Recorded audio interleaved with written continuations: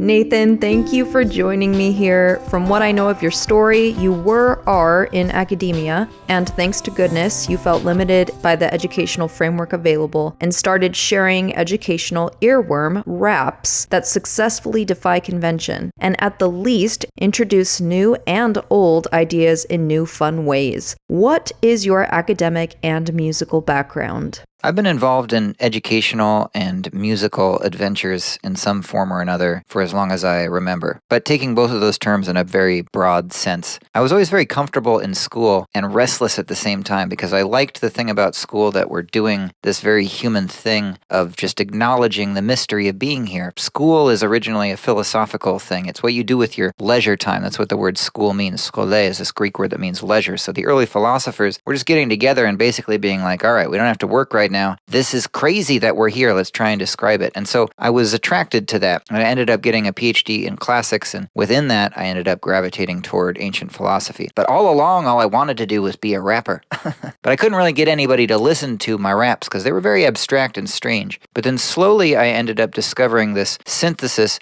between that form and education.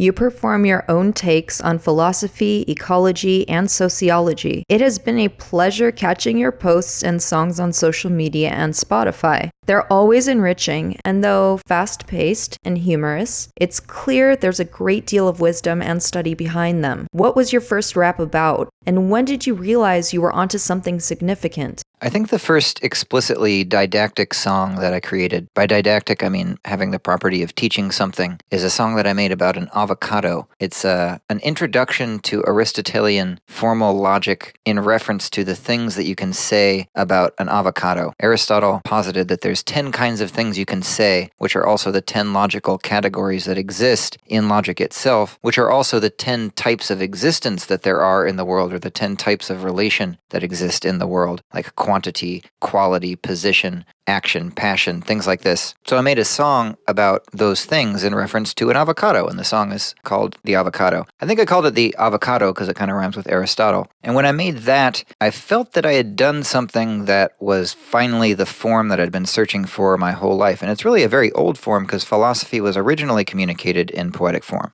You share so much value for free. You also compose professionally. You've done commissions for academic courses, businesses, and organizations. Can you tell us about one of these projects, maybe one you really enjoyed creating? I do experience a tension between the modality of creating things for free or for intrinsic reasons and the experience of creating things on commission. And sometimes there are happy moments where it truly feels like I'm doing something as a commission, but also am completely invested in it with my whole spirit. And probably the best example of that is my friend Daniel Pointer, this fella from New Zealand, hired me to make a song about redefining education and reclaiming the educational experience from the institutional modalities that we've come to associate with it. And that song ended up doing well, and it did so well that it kind of led to he and I collaborating on creating this online educational network and community through which I offer my philosophy course called Grokkist, from the verb to grok, which means to understand something fully for its own sake, which school sometimes doesn't encourage. You recently traded your smartphone for a flip phone. How has it served as an upgrade for you? I recently downgraded to a flip phone because I was trying to liberate myself from the inundation of communication that I was experiencing, both the sort of addiction to social media scrolling as a sort of phantom impulse and just the text messages. But I gotta say, my life has not improved. I told everybody about it on social media because I wanted to cultivate a conversation about this. And what it's led to is a lot more verbal conversations. People have been calling me, but perhaps calling me too much because what I really desire is silence. Not always silence, but silence is a valuable thing and it's a more and more precious commodity. But what I'm finding is that I haven't necessarily automatically obtained that silence by virtue of having this flip phone. What I really have is two phones that have two different functions. And in a broader sense, what I'm discovering is that you don't get to single-handedly choose to take yourself out of the informational matrix because the structures around you still pull you in. In a nutshell, what is your experimental philosophy course, The Intro to Philosophy for Ecological Action, and who should enroll?